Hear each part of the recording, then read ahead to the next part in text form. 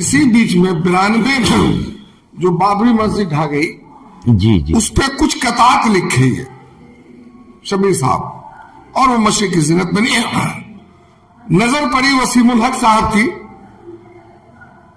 پوچھے اسد صاحب سے کہ بھائی یہ کون صاحب ہیں؟ اس زمانے میں اعزاز افضل صاحب کے روزانہ قطعات آتے تھے، جی جی جی تو اسد ان سے رابطہ کرو.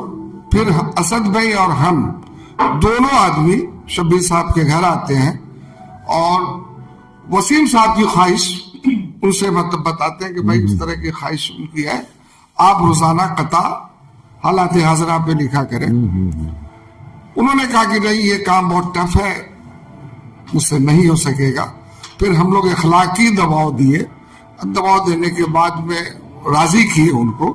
وہاں سے یہ سلسلہ شروع ہوتا ہے قطعات لکھنے کا اخبار مشرق میں.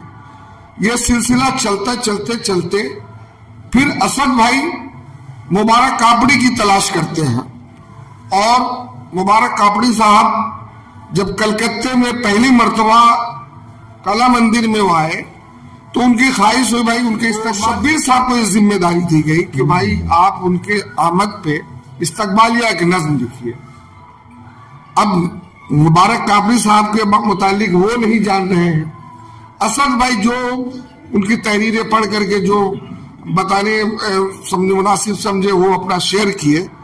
اسی بیچ میں شبیر صاحب وہ نظم لکھے، اور وہ نظم پہلے آپ کو سناتے ہیں، اس کے بعد میں پھر اس کی حقیقت کیا ہے وہ بھی آپ تک کے پہنچانے کی کوشش کریں گے.